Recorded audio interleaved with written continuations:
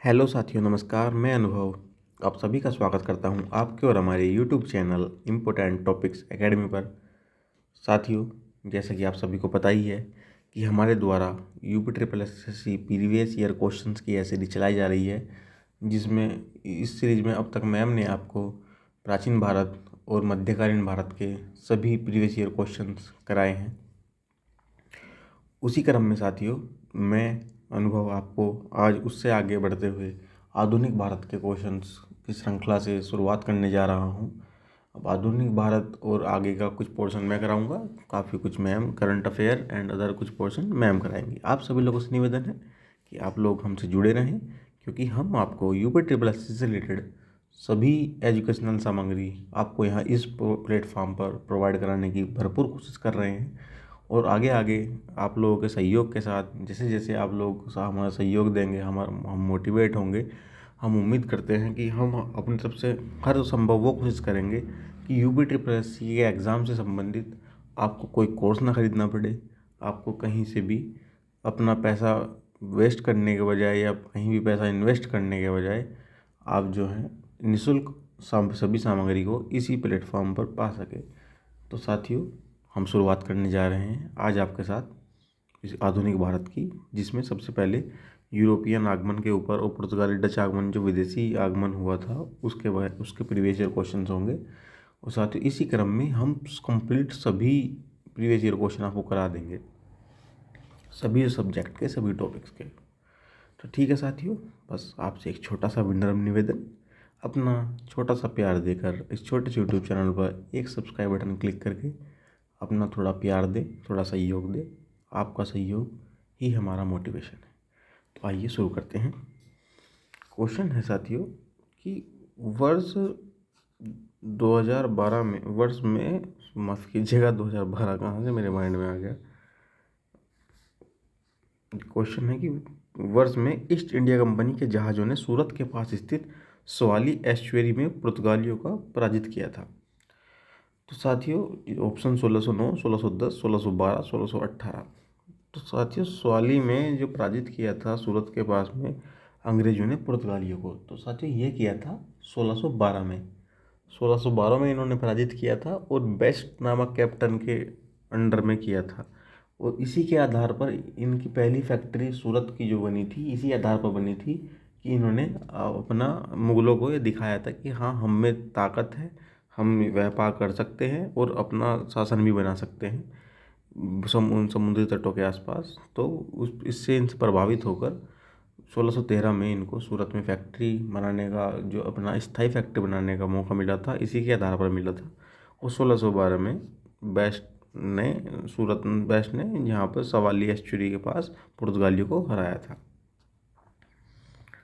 देखो, सवाली के का युद्ध में 1612 में ईस्ट इंडिया कंपनी और पुर्तगाली सेना के मध्य सूरत के पास स्थित सवाली एस्चुरी में हुआ। इस युद्ध में पुर्तगाली सेना पराजित हुई थी। वास्को डी गामा, एक पुर्तगाली अन्वेषक ने वर्ष में भारत के समुद्री मार्ग की खोज की थी। तो साथियों, किस वर्ष में की थी? तो ये की थी 1498 में। 1498 में भारत आया था महासांतरिप से होता हुआ।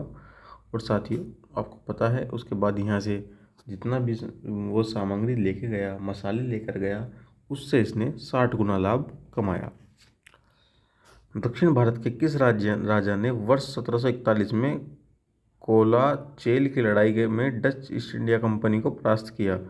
तो साथियों, आप बताएंगे ऑप्शन नंबर सी इसका आंसर है, मार्तंड वर्मा। मार्तंड वर्मा ने 1741 में कोलाचेल की लड़ाई में डच ईस्ट इंडिया कंपनी को परास्त किया था। देखिए, इसकी व्याख्या देख लेते हैं। अनियम तिरुनाल मार्तंड वर्मा त्रावणकोर के राजा थे। उन्होंने 1741 ईस्वी में कोलाचेल की लड़ाई में डच ईस्ट इंडिया कंपनी को परास्त किया। इन्होंने अपनी सेना को पश्चिमी देशों की तर्ज पर प्रशिक्षित और आधुनिक हथियारों से सुसज्जित करने, शक्तिशाली और आधुनिक बनाया था। ये अपने राज्य में सामंती प्रभाव को खत्म करना चाहते थे। तो कौन थे साथियों? ये अनियम तिरुनाल मार्तंड वर्मा, जो कि त्रावणकोर के राजा थे। अंग्रेजों के खिलाफ भारतीय सैनिकों द्वारा पहला बड़े पैमाने पर विद्रोह, वेल्लोर विद्रोह, किस वर्ष में हुआ था? साथियों, यह क्वेश्चन आपके लिए 1812, 1806, 1800, 1813। वेल्लोर विद्रोह की यहाँ पे बात हो रही है। और वेल्लोर विद्रोह साथियों 1806 में हुआ था। और वेल्लोर विद्रोह 10 जुलाई 1806 में मद्रास राज्य में वेल्लोर शहर में ईस्ट इंडिया कंपनी के खिलाफ भारतीय सिपाहियों का बड़े पैमाने पर और हिंसक विद्रोह का पहला उदाहरण था।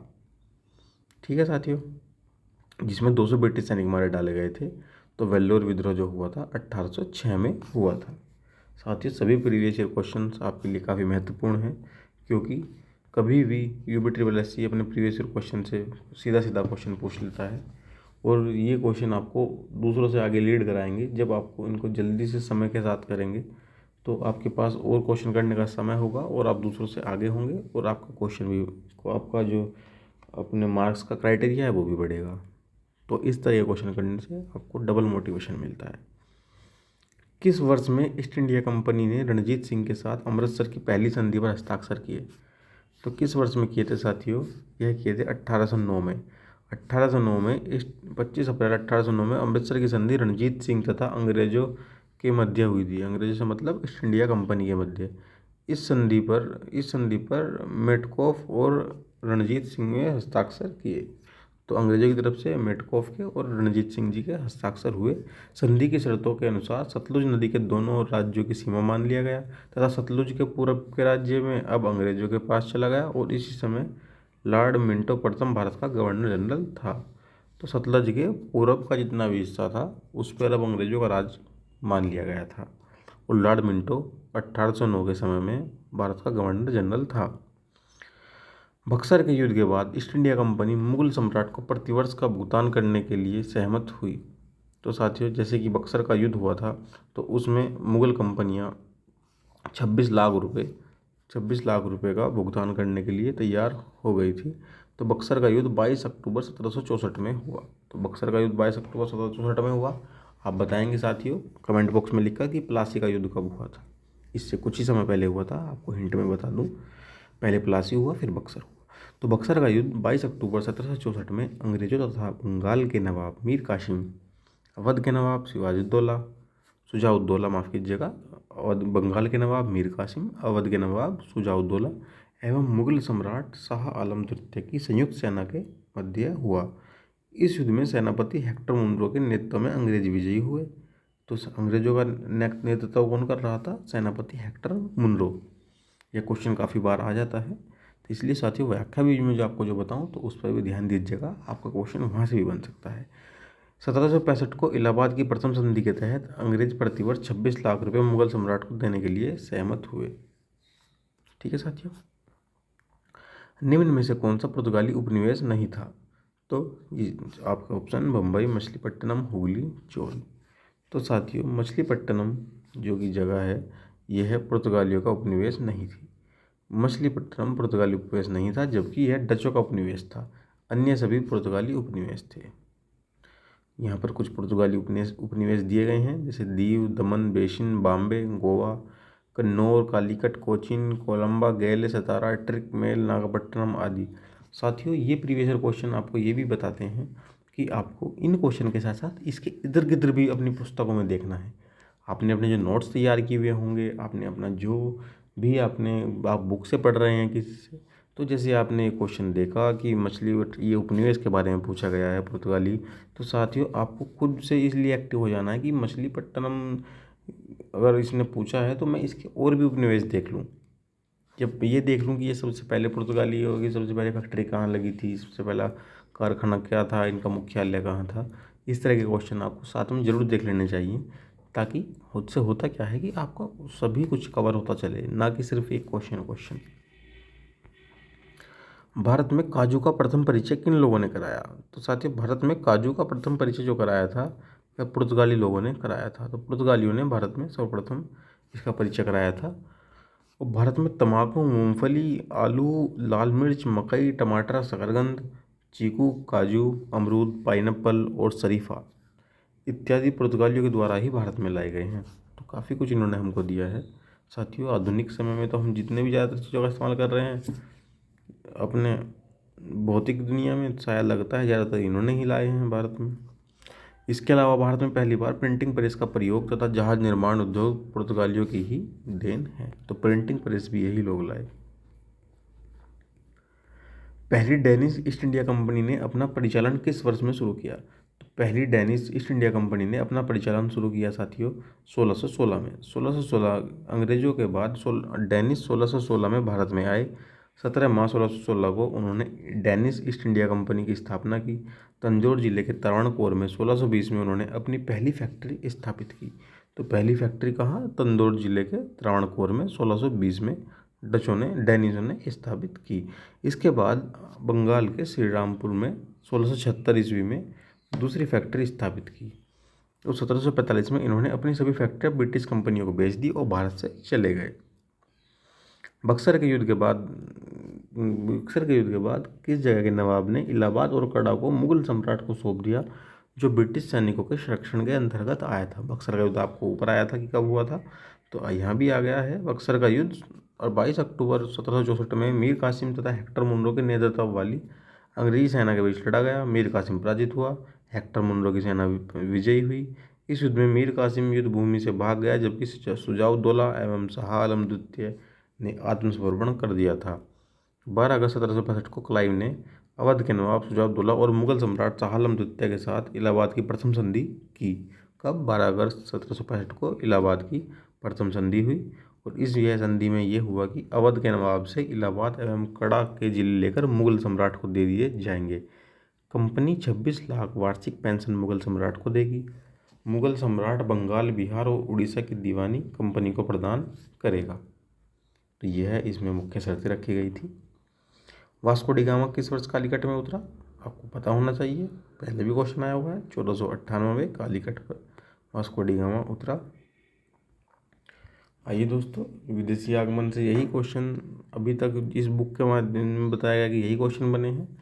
अब हम आगे बढ़ते हैं, मराठा साम्राज्य से जो क्वेश्चन आए हुए हैं उनको रिवाइज करते हैं जल्दी से। निम्न में से कौन से संत शिवाजी के समकालीन थे? ये काफ़ी इंपॉर्टेंट क्वेश्चन साथियों आपके लिए बन जाता है कि शिवाजी के समकालीन संत कौन थे। यह क्वेश्चन किसी भी परीक्षा में बार बार आ जाता है, कहीं भी SSC, UP triple SSC, UP PSC, other PSC परीक्षाओं में भी यह क्वेश्चन काफ़ी बार पूछा गया है। तो साथियों, निम्न में से कौन संत शिवाजी के समकालीन थे? आपके लिए पास 4 ऑप्शन है, आप बताएंगे इनमें से कौन थे। आइए आगे बढ़ते हैं, हम आपको बताते हैं साथियों। संत तुकाराम जो थे शिवाजी के समकालीन थे। और संत तुकाराम जो है वारीकर मत को मानने वाले थे, इसके अनुयायी और प्रचारक थे तुकाराम संत, जो शिवाजी के समकालीन थे। शंकराचार्य जी जो थे वह अद्वैतवाद का तो आप समझ सकते हो कि अद्वैतवाद को सब कुछ ही बढ़ावा भारत में शंकराचार्य जी के द्वारा दिया गया। ऐसे ही चैतन्य प्रभु वैष्णव मत के अनुयायी और नामदेव निर्गुण मत के अनुयायी थे। तो तुकाराम शिवाजी के समकालीन थे। निम्नलिखित से किसके शासनकाल में मुगलों और मराठों के बीच द्वंद्व प्रारंभ हुआ? तो मुगलों और मराठों के बीच साथियों जो भी द्वंद्व प्रारंभ हुआ वह औरंगजेब के समय में मुख्य रूप से हुआ।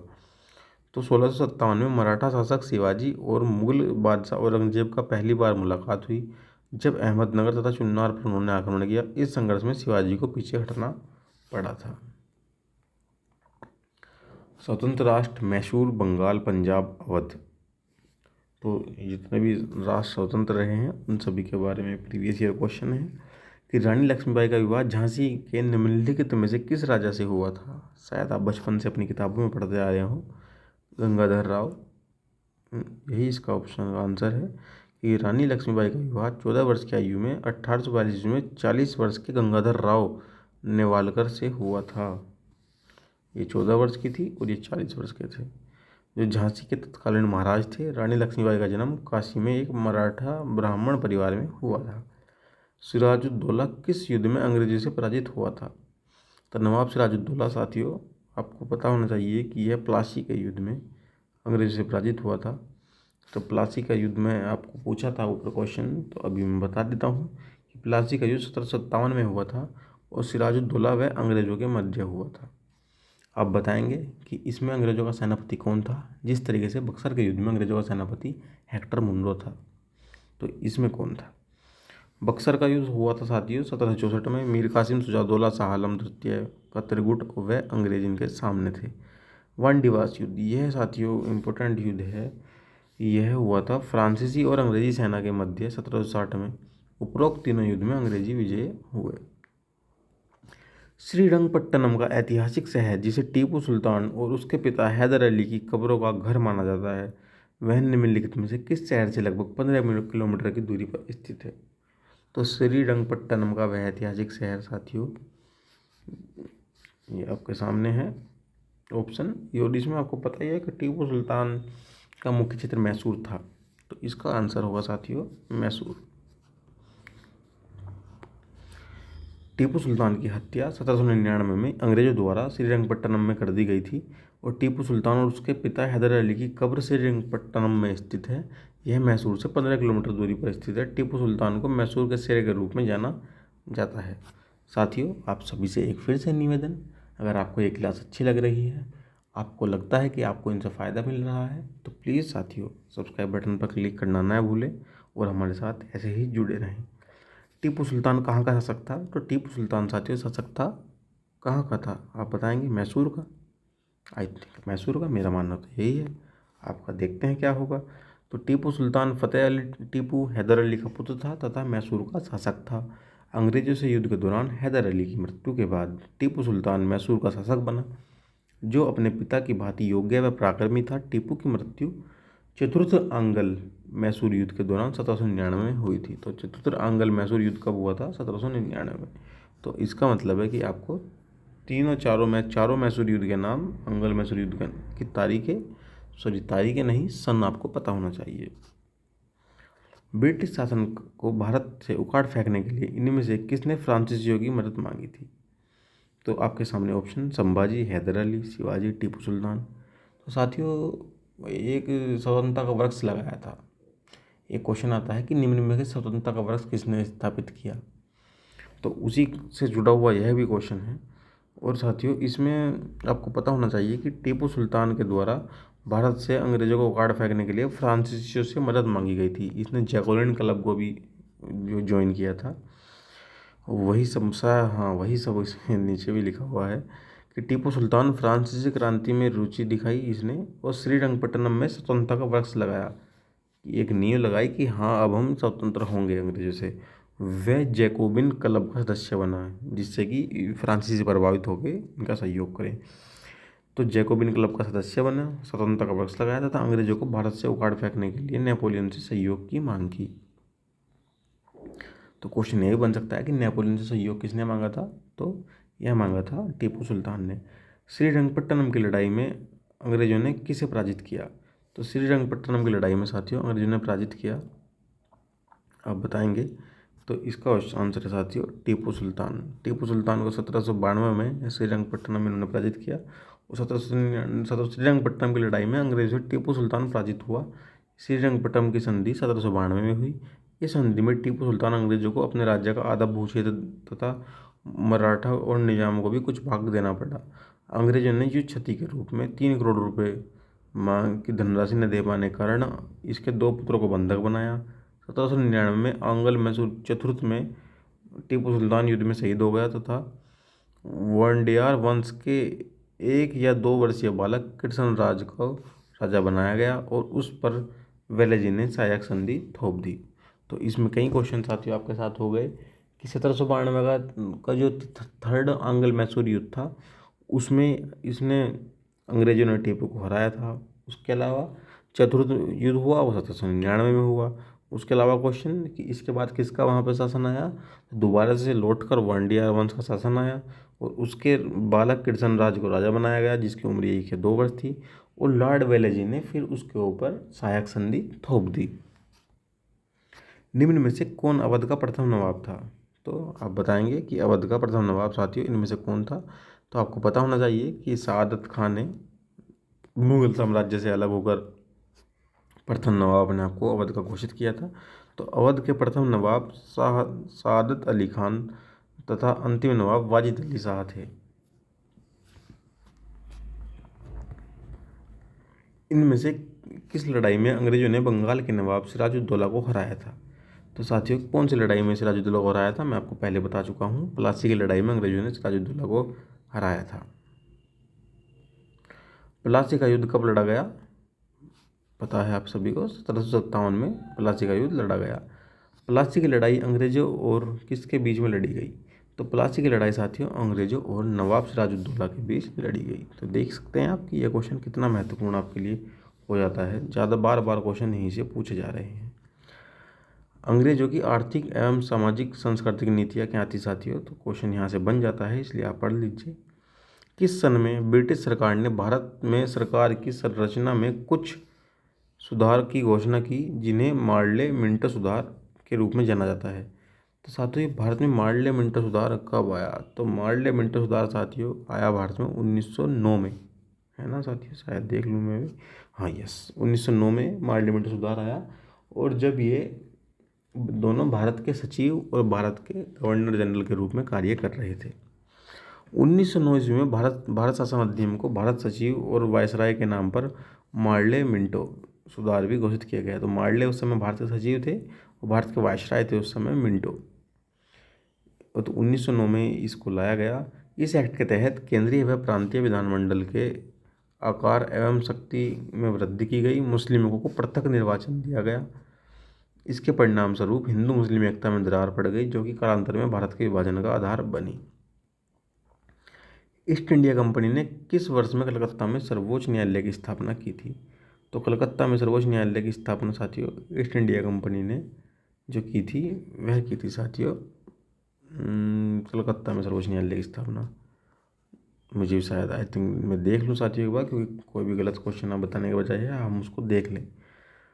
तो इसका आंसर होगा सी। 1773 के रेगुलेटिंग एक्ट से इंग्लैंड के सम्राट को कलकत्ता में सर्वोच्च न्यायालय स्थापित करने का अधिकार प्राप्त हुआ। 26 जुलाई 1774 को कलकत्ता में सुप्रीम कोर्ट की स्थापना की गई। हाँ साथियों, क्योंकि मैं 1773 वाले ही ऑप्शन में थोड़ा कंफ्यूज हो गया था कि मेरे इतना तो याद था कि 1773 का रेगुलेटिंग एक्ट था, लेकिन यहाँ कन्फ्यूजन हो गया था कि 74 ये इन बातों की वजह से थोड़ा कन्फ्यूजन आ गया था। तो 26 जुलाई 1774 को कलकत्ता में सुप्रीम कोर्ट की स्थापना की गई। यह एक मुख्य तथा 3 अन्य न्यायाधीशों की नियुक्ति की गई। आपको ये सब नाम भी याद रखने हैं कि उसमें जो 4 न्यायाधीश थे वे कौन थे और उसमें मुख्य न्यायाधीश खासतौर पर कौन थे। आप इसको अपनी पुस्तक में या कहीं भी आप ध्यान से रख सकते हैं। वैसे मैं आपको बता दूं कि मुख्य न्यायाधीश जो थे वो थे सर एलिजा इम्पे। आगे देखते हैं। इसका कार्यक्षेत्र बंगाल विभाग उड़ीसा था और लो ये नीचे आ भी गया। सर एलिजा इम्पे इसके पहले मुख्य न्यायाधीश नियुक्त किए गए। चैम्बर्स, लिमेस्टर एवं हाइड इसके अन्य न्यायाधीश थे। भारत में पहली बार रेलगाड़ी किस वर्ष में और किन 2 स्थानों के बीच चलाई गई थी? तो भारतवर्ष में पहली रेलगाड़ी आप सभी को पता है कि 1853 में बम्बई से ठाणे के मध्य चलाई गई थी और यह लॉर्ड डलहौजी के समय में चलाई गई। तो गवर्नर उस समय तो भारत के थे लॉर्ड डलहौजी। रेलवे की लंबाई की दृष्टि से अमेरिका, रूस, चीन के बाद भारत का स्थान चौथा है। भारत की सबसे पहली जनगणना किस वर्ष में हुई थी? तो भारत की सबसे पहली जनगणना हुई थी साथियों 1872 में। उसके बाद रेगुलर जनगणना हुई थी 1881 से। और यह जो 1872 की जनगणना हुई थी यह हुई थी लॉर्ड मियो के शासनकाल में। उसके बाद 1881 में लॉर्ड रिपन का जब शासनकाल था, तब से लेकर आज तक सन 2011 में भारत की 15वीं जनगणना के रूप में हमारी जनगणना लगातार प्रत्येक 10 वर्ष के पश्चात होती रही है। कोरोना की वजह से इस बार 1 या 2 वर्ष का थोड़ा लेट हो जाएगा। 1866 में भारत के संदर्भ में चर्चा करने और भारतीय कल्याण को बढ़ावा देने के लिए ब्रिटिश सार्वजनिक अधिकारियों को प्रभावित करने के लिए लंदन में ईस्ट इंडिया एसोसिएशन का आयोजन किसने किया? तो लंदन में ईस्ट इंडिया एसोसिएशन का आयोजन साथियों किया था, आपको पता होना चाहिए, दादा भाई नेहरू ने किया था। तो क्या इसकी व्याख्या एक बार देख लेते हैं तेजी से, इसमें कई क्वेश्चन मिल सकते हैं। तो दादा भाई नेहरू जी ब्रिटिश कालीन भारत के एक पारसी बुद्धिजीवी, राजनीतिक एवं सामाजिक नेता थे। उन्हें भारत का वयोवृद्ध पुरुष कहा जाता है, the old man of India. 1866 में भारत के संदर्भ में चर्चा करने और भारतीय कल्याण को बढ़ावा देने के लिए ब्रिटिश सार्वजनिक अधिकारियों को प्रभावित करने के लिए लंदन में ईस्ट इंडिया एसोसिएशन का गठन किया। तो इन्होंने लंदन में ईस्ट इंडिया एसोसिएशन का गठन किया था। 1892 से 1895 तक यूके के हाउस ऑफ कॉमन के ये सदस्य भी रहे थे। तो ये हैं भारत के वयोवृद्ध पुरुष अर्थात the old man of India, जिनका नाम है दादा भाई नौरोजी। और इन्होंने स्थापना की थी ईस्ट इंडिया एसोसिएशन की जो कि लंदन में की थी। 29वां क्वेश्चन साथियों आपका, निम्न में से कौन सा दूसरा प्रांत था जिसने सहायक संधि का स्वीकार किया? तो सहायक संधि का स्वीकार करने वाला दूसरा प्रांत था साथियों मैसूर। आपको पता है क्वेश्चन ऊपर आया था कि वेलेजली का समय था और जो है उन्होंने क्या किया था कि वांडियार वंश के कृष्णराज को शासक बना दिया था मैसूर में उसकी टीपू सुल्तान की हत्या के बाद। तो लॉर्ड वेलेजली की सहायक संधि को स्वीकार करने वाला प्रथम भारतीय शासक था साथियों हैदराबाद के निजाम। हैदराबाद के निजाम प्रथम थे। निजामों ने सन 1798 में लॉर्ड वेलेजली की संधि को स्वीकार किया। मैसूर दूसरा राज्य बना जिसने 1799 में इस संधि पर हस्ताक्षर किए, जबकि 1801 में वेलेजली ने अवध के नवाब को इस संधि पर हस्ताक्षर के लिए बाध्य किया। सहायक संधि किसी भी राज्य की संप्रभुता को छीनने वाला दस्तावेज था। तो यह सहायक संधि की जो नीति लाई गई थी, यह लाई गई थी लॉर्ड वेलेजली के माध्यम के द्वारा। निम्न में से कौन सी प्रणाली भारत में ब्रिटिश शासन के दौरान भूमि राजस्व प्रणाली से संबंधित नहीं थी? तो साथियों यह थी दस्तक प्रणाली। जमींदार महलवाड़ी रैयतवाड़ी आपको पता ही है कि ये सब भूमि राजस्व प्रणाली से रिलेटेड है, जबकि दस्तक ऐसा नहीं था। दस्तक तो एक समुद्र में व्यापार के लिए एक दिया जाने वाला कर के तरह था। तो अंग्रेजों के आगमन से पूर्व भारत में जो परंपरागत भूमि व्यवस्था कायम थी उसमें भूमि पर किसानों का अधिकार था तथा फसल का एक भाग सरकार को दिया जाता था। वर्ष 1765 में इलाहाबाद की संधि के दौरान ईस्ट इंडिया कंपनी ने बंगाल, बिहार और उड़ीसा की दीवानी प्राप्त की।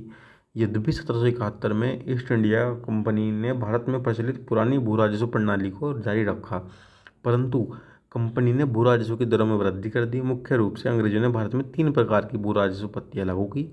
तो एक इन्होंने लागू की जमींदारी पत्ती 1793 में, दूसरी रैयतवाड़ी पत्ती 1792 में, तीसरी महलवाड़ी पत्ती 1822 में, जबकि दस्तक कोई भू राजस्व प्रणाली नहीं है।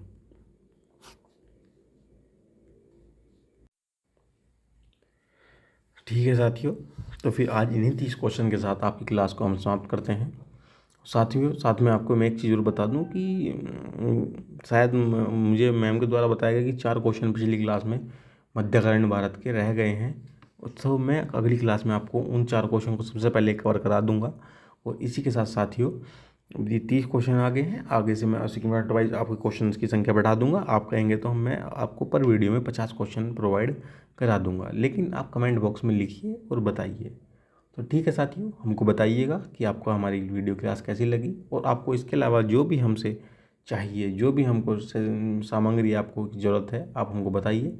हमारे टेलीग्राम ग्रुप को जरूर ज्वाइन कीजिएगा और हमारे मेन इंपॉर्टेंट चैनल को, और साथ में जिसमें हमने अलग अलग यूपी के सभी टेलीग्राम चैनल बनाए हुए हैं। तो आप जिसमें या जो भी आपका एग्ज़ाम है आप उसमें जुड़ जाइएगा। तो ठीक है साथियों, फिर कल मिलते हैं इसके अगले भाग के साथ। नमस्कार, जय हिंद।